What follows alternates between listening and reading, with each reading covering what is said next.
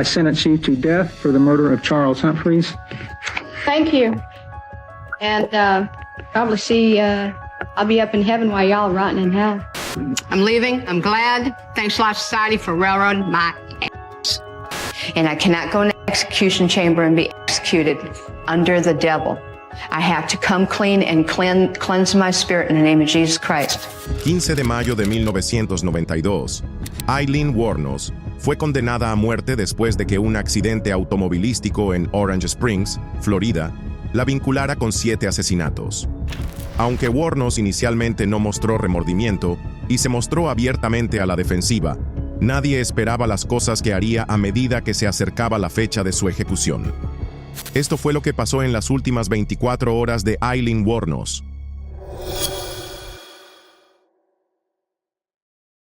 I cannot go in the execution chamber and die in the execution chamber as a liar.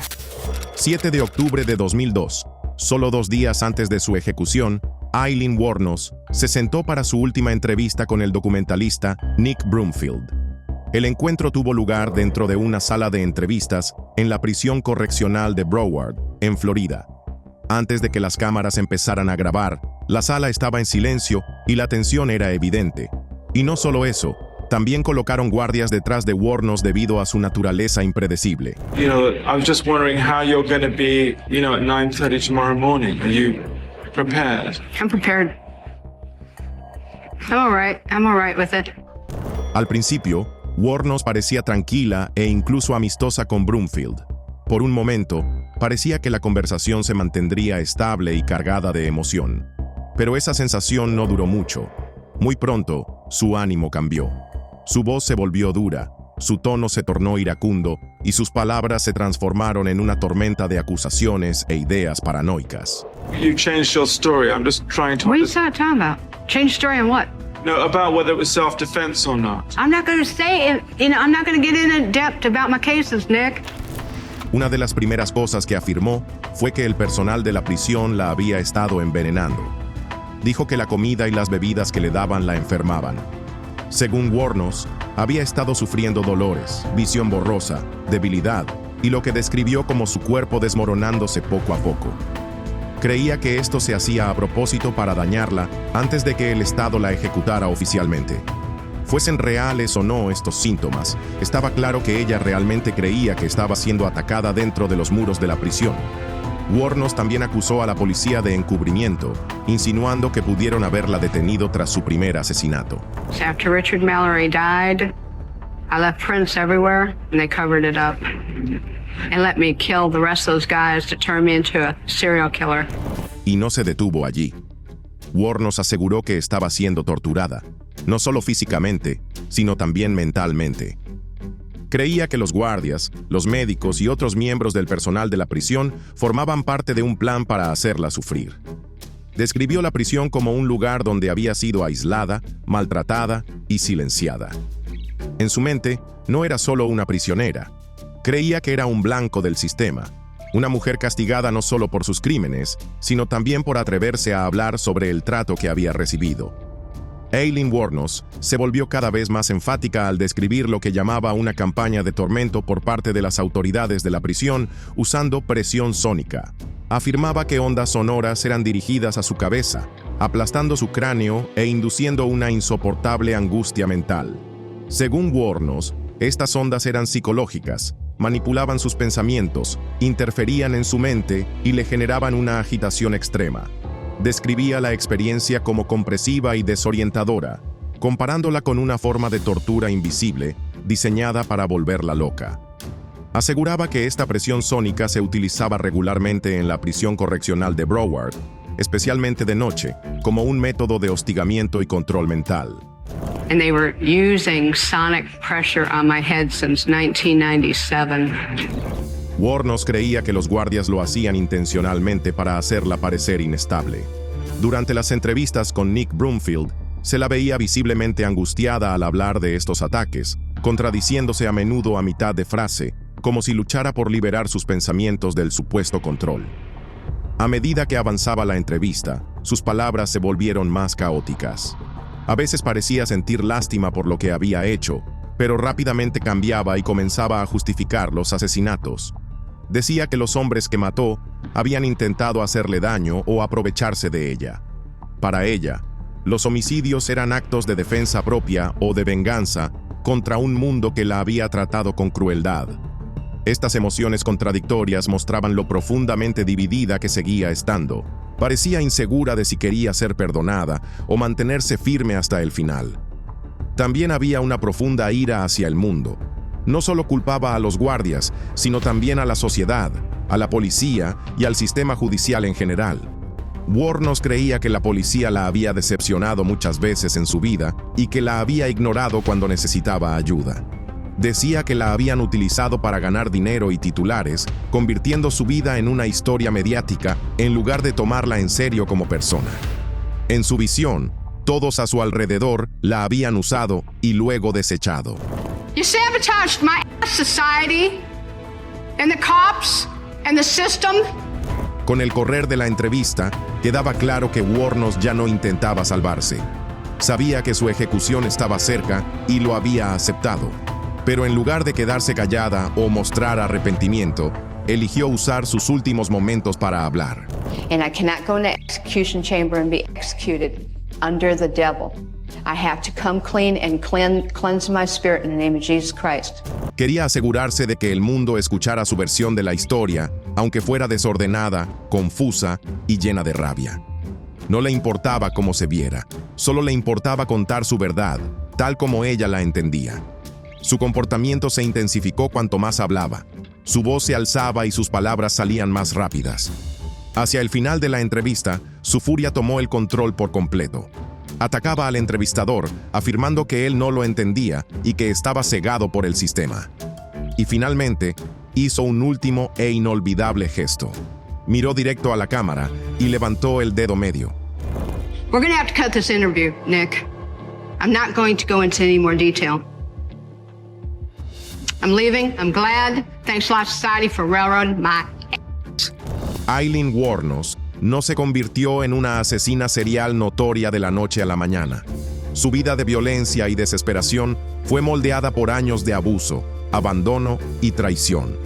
Para entenderla de verdad, hay que adentrarse en la desgarradora infancia que la marcó. We have evil in us, all of us do. And my evil would just happen to come out because of the circumstances of what I was doing. Nacida el 29 de febrero de 1956 en Rochester, Michigan, Aileen Carol Wuornos era hija de Diane Wuornos, quien en ese entonces tenía solo 16 años y era demasiado joven para brindarle los cuidados adecuados. Su padre, Leo Dale Pittman, tenía un pasado oscuro. Era un convicto por abuso sexual infantil, que más tarde se suicidaría en prisión cuando Aileen tenía apenas 13 años. Desde el principio, su familia estuvo fracturada. El matrimonio de sus padres se deshizo rápidamente, y Diane, abrumada y sin preparación para la maternidad, abandonó a Aileen y a su hermano mayor, Keith, cuando Aileen tenía solo 4 años. Los niños quedaron al cuidado de sus abuelos maternos, Laurie y Britta Wuornos, quienes no pudieron criarlos con amor y estabilidad. Lo que debería haber sido un refugio seguro, se convirtió en una pesadilla. Su abuelo, Laurie Wuornos, era un alcohólico violento que la maltrataba física y sexualmente durante su infancia. Vecinos y familiares recordaban haber escuchado gritos provenientes de la casa, pero nadie intervino. Aileen describiría más tarde a su abuelo como un hombre sádico que la golpeaba con cinturones, la encerraba en el sótano y la abusaba repetidamente. Mientras tanto, su abuela, Britta, sabía del abuso, pero hizo poco por detenerlo. Algunos informes sugieren que incluso culpaba a Aileen por seducir a su abuelo. Esta justificación cruel y retorcida solo profundizó el trauma de la niña, dejándola con heridas psicológicas que le imposibilitaron confiar en los adultos o formar relaciones sanas. Diane Wuornos, su madre, fue una figura fantasmal en su vida. Aparecía y desaparecía, luchando contra el alcoholismo y la inestabilidad mental. Cuando regresaba, solía estar ebria, violenta o emocionalmente distante. A veces desaparecía por semanas, dejando a Aileen y a Keith solos. Un incidente particularmente cruel marcó su infancia. Cuando Aileen tenía alrededor de 7 años, Diane los llevó consigo brevemente, solo para abandonarlos nuevamente en un bar junto a la carretera. Los niños esperaron horas hasta que sus abuelos fueron llamados para recogerlos. Este rechazo repetido destrozó su autoestima, enseñándole que el amor era condicional e inconstante. Para cuando cumplió 11 años, Aileen ya mostraba conductas violentas, robaba, provocaba incendios y se peleaba en la escuela. Fue expulsada varias veces por su agresividad y los profesores notaban su ira incontrolable. Sin un hogar estable, comenzó a escaparse con frecuencia, refugiándose en los bosques cercanos. Dormía en autos abandonados o cobertizos, sobreviviendo con restos de comida. Durante estas huidas, fue vulnerable a más abusos, incluyendo agresiones por parte de hombres mayores que se aprovechaban de niños sin hogar. A los 14 años, quedó embarazada, una consecuencia devastadora de su vida inestable. Se cree que el padre era un amigo de la familia o incluso un pariente, aunque los detalles exactos siguen sin esclarecerse. El embarazo fue otro trauma que empeoró su situación.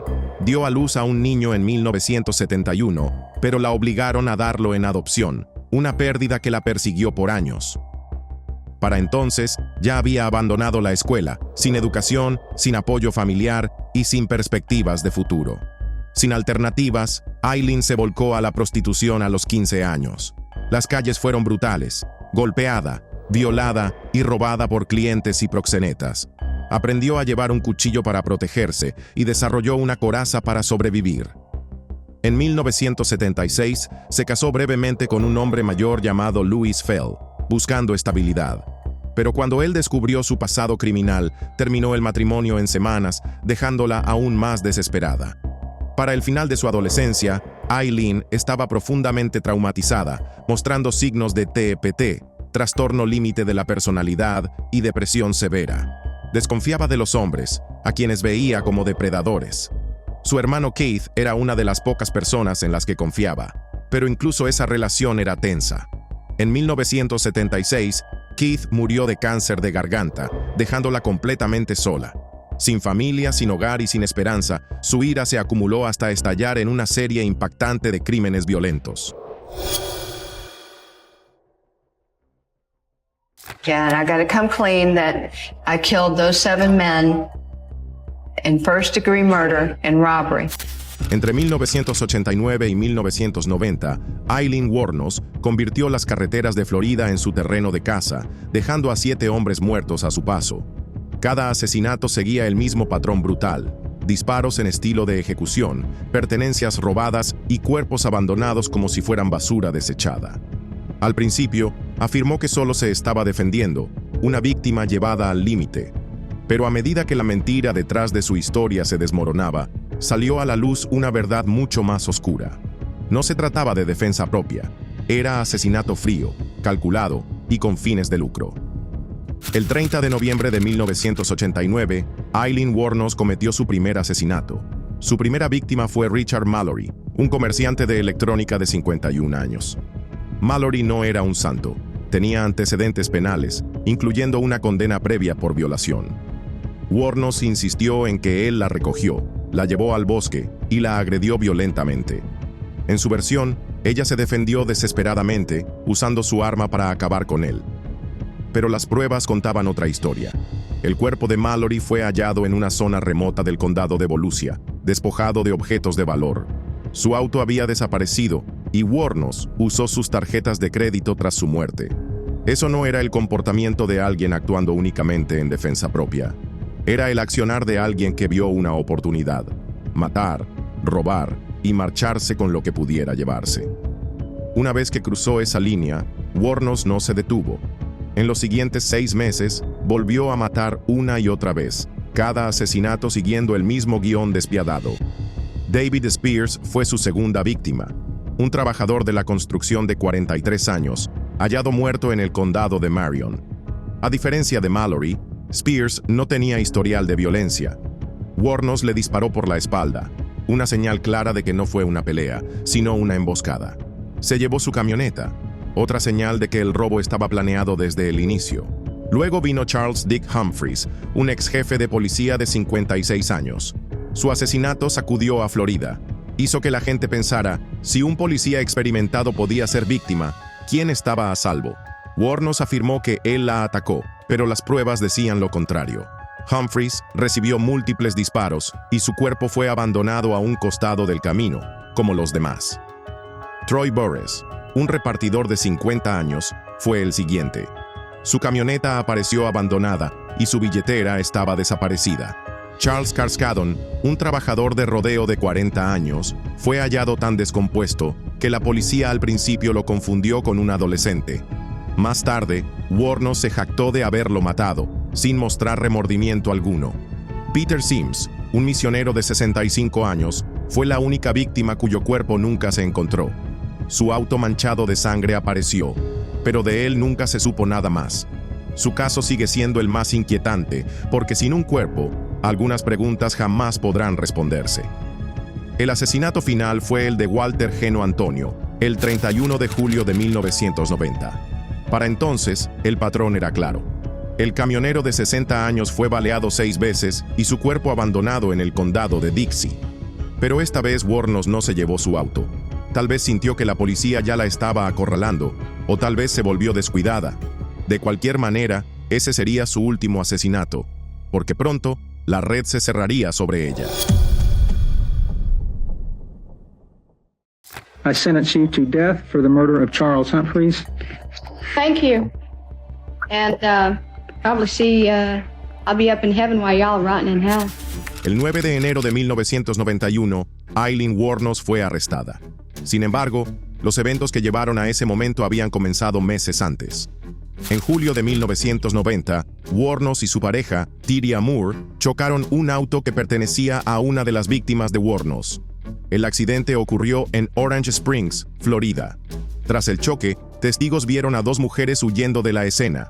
Cuando la policía registró el auto abandonado, encontró huellas dactilares en el interior. Una de ellas coincidía con Wuornos, quien ya tenía antecedentes criminales.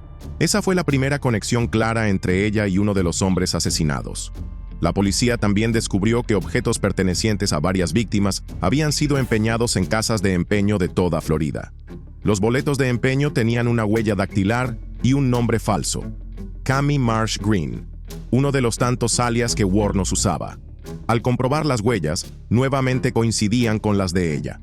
Mientras tanto, la policía elaboró retratos hablados de las 2 mujeres vistas con el auto robado. Los bocetos se publicaron en periódicos y en televisión. Varias personas que habían visto a Wuornos y Moore juntas llamaron con pistas. En ese punto, los detectives ya sabían a quién buscaban. El 9 de enero de 1991, agentes encubiertos encontraron a Wuornos bebiendo sola en The Last Resort Bar, en Port Orange, Florida. No la arrestaron de inmediato por asesinato. En cambio, usaron una orden de arresto pendiente por un viejo cargo de armas bajo uno de sus alias. Esto les permitió detenerla tranquilamente sin alertar a Moore, a quien también necesitaban localizar.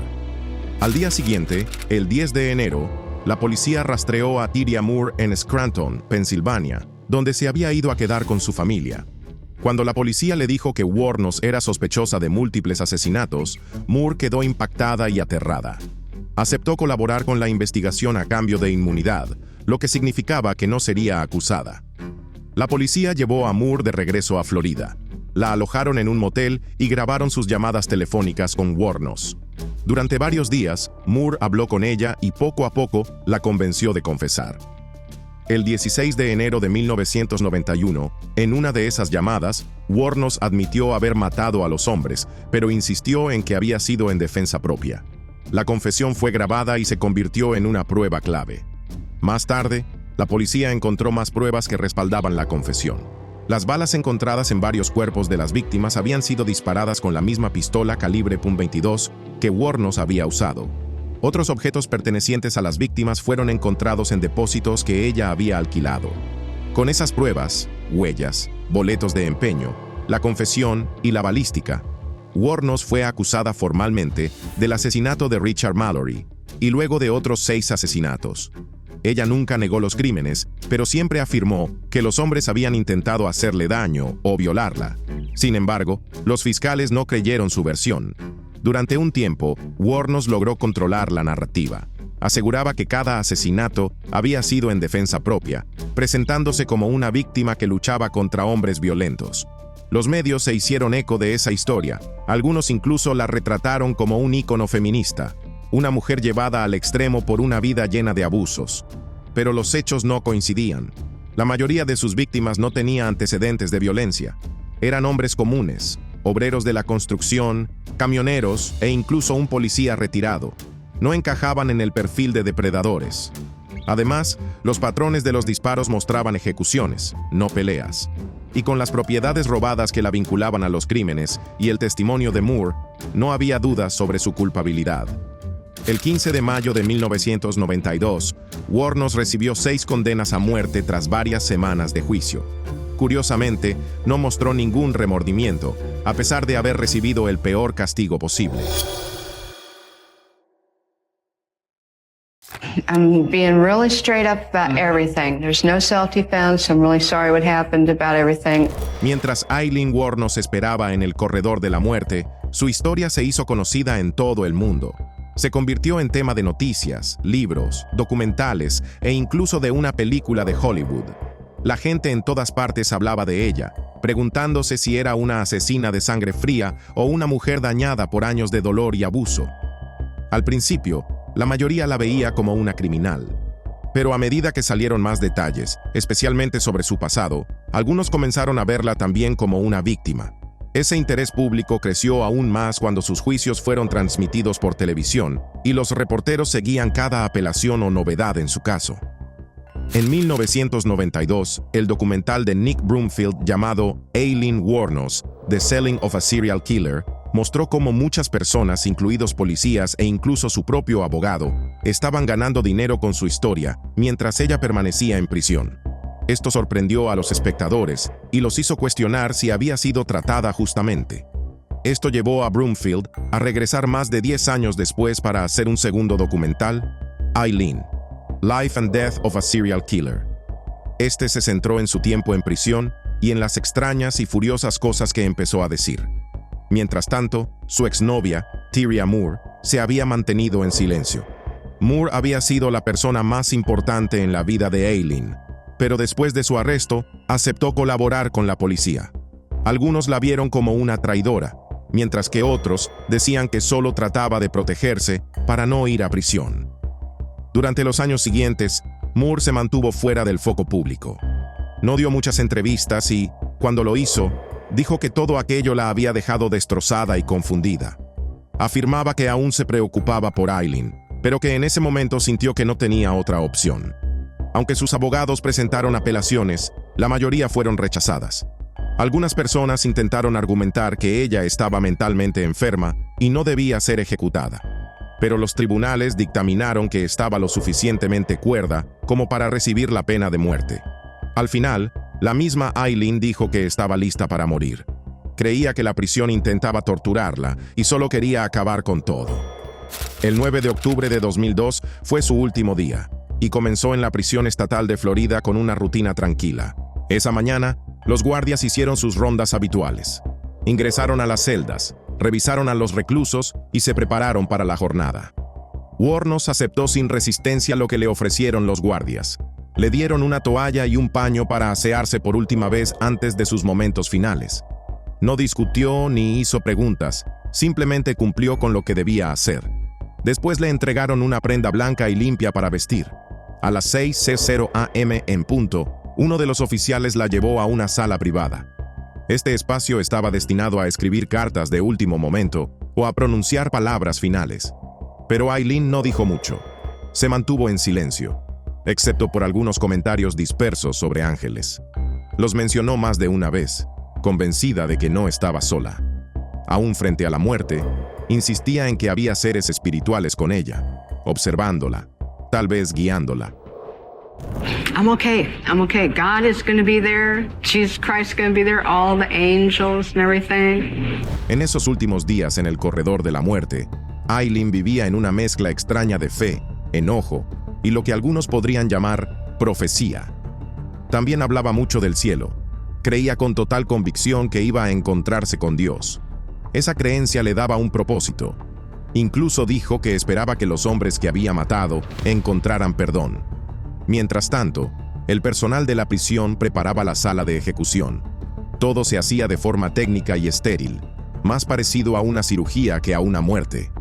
Revisaron tubos, prepararon líneas intravenosas, probaron monitores y organizaron con precisión las sillas de los testigos. Cada paso seguía un protocolo oficial. Alrededor de las 7:00 a.m., Aileen fue llevada de regreso a su celda. Caminaba despacio, como si cada paso pesara con lo que estaba por venir. Una vez adentro, pidió música gospel. Quería escuchar himnos, cantos sobre Dios, la salvación y la paz, mientras esperaba la llamada final. También se le concedió ese pedido. Antes de las 8:00 a.m., un psicólogo de la prisión fue a hablar con ella. Conversaron brevemente. Le recordó que tenía derecho a hacer una última llamada telefónica, pero Aileen se negó. No quiso hablar con nadie. Parecía haber hecho las paces consigo misma, o ya había dicho todo lo que tenía que decir. A las 8:30 a.m. llegó el momento. Los guardias entraron para escoltarla hasta la cámara de ejecución. A este trayecto se lo conoce como el callejón. 4 guardias la flanquearon, 2 de cada lado, conduciéndola en silencio por el pasillo. Por norma de la prisión, este recorrido debe hacerse sin grilletes, y Aileen caminó con pasos firmes. No temblaba, no lloraba, no había miedo en su rostro. Cuando llegó a la cámara, el personal le explicó los siguientes pasos. Se le preguntaría si quería decir unas últimas palabras, y luego sería acostada en la camilla. Un folleto cercano explicaba las sustancias químicas que se usarían. A las 9:00 a.m. entró en la sala. No opuso resistencia mientras la sujetaban a la camilla con correas. Aceptó un sorbo de agua, pero rechazó el cigarrillo final. Más temprano también había rechazado una última comida. Todo lo que pidió fue una taza de café negro, simple, sin filetes ni postres, solo el sabor fuerte y amargo del café. Se le colocaron monitores en la muñeca y en el tobillo. Una enfermera le insertó una vía intravenosa en el brazo. Se usarían 3 drogas, la primera para sedarla, la segunda para paralizarla y la tercera, cloruro de potasio, para detener su corazón. La ley de Florida exige que cada paso se documente, cada dosis se mida. Todo el proceso era preciso, casi clínico. No había margen de error. A las 9:30 a.m. ingresaron los testigos. Había 2 asesores espirituales, 2 periodistas y 2 familiares de las víctimas. Todos se sentaron detrás de un vidrio grueso. Ellos podían verla, pero ella no a ellos. La puerta de la sala se cerró con un clic. A las 9:38 a.m., alguien le preguntó si tenía unas últimas palabras. Aileen no dudó. Estoy navegando con la roca. Volveré, como el día de la independencia, con Jesús. Sus últimas palabras sonaron extrañas para algunos, pero para ella tenían perfecto sentido. Eran una mezcla de fe religiosa y algo profundamente personal, algo que solo ella entendía por completo. La vía comenzó a gotear. El sedante hizo efecto rápidamente. Sus ojos parpadearon y luego se cerraron. Segundos después, su pecho dejó de subir y bajar. El paralizante había hecho efecto. Finalmente, el cloruro de potasio cumplió su función. A las 9:47 a.m., su corazón se detuvo. Un médico entró, revisó sus signos vitales y confirmó lo que todos ya sabían: estaba muerta. Hora del deceso, 9:47 a.m. Todo quedó registrado: la hora, los nombres de los presentes, las drogas utilizadas y sus últimas palabras. Después entró el personal médico. Retiraron la vía, la cubrieron con una sábana y llevaron su cuerpo en una camilla. Sus restos fueron enviados a la oficina forense del condado. Se le practicó una autopsia, como es requerido. El informe confirmó la causa de muerte: inyección letal, sin traumas, nada fuera de lo común. Su cuerpo fue limpiado, colocado en una bolsa y luego cremado. Sus cenizas se colocaron en una urna y fueron enviadas a su ciudad natal, Rochester, Michigan. Allí, según su voluntad, fueron esparcidas bajo un árbol. Fue un final silencioso para una vida marcada por la violencia, el dolor y el caos. Pero la historia no terminó ahí. Ese mismo año, en 2003, se estrenó la película Monster. Charlize Theron interpretó a Aileen y la película mostró a Wuornos desde otra perspectiva, no solo como asesina, sino como un alma dañada por el abuso, el abandono y la supervivencia. La película pintó un retrato más humano de su vida. Mostró su infancia problemática, su relación tóxica con su novia y la desesperación que la llevó a matar. Theron ganó un premio de la Academia por el papel, y el filme llevó la historia de Eileen a hogares de todo el mundo. Después siguieron más libros. Lethal Intent, de Sue Russell, profundizó en sus crímenes y en el proceso legal. Dead Ends, de Michael Reynolds, intentó entender las fuerzas psicológicas y sociales que la moldearon. Más tarde se publicó un libro titulado Dear Dawn, una colección de cartas que Eileen escribió a una amiga de la infancia durante su tiempo en el corredor de la muerte. En esas cartas, la gente pudo tener un vistazo crudo y personal de su mente. Hablaba de sus miedos, de su creencia en conspiraciones y de su certeza de que el sistema había querido matarla desde el principio. Ya fuera vista como una asesina de sangre fría o como el producto trágico de una vida rota, Eileen Wuornos dejó algo más que un prontuario criminal. Dejó varias preguntas sin respuesta. Preguntas sobre la justicia, la redención, el trauma y sobre qué hace que alguien cruce la línea de ser víctima a convertirse en asesino de sangre fría.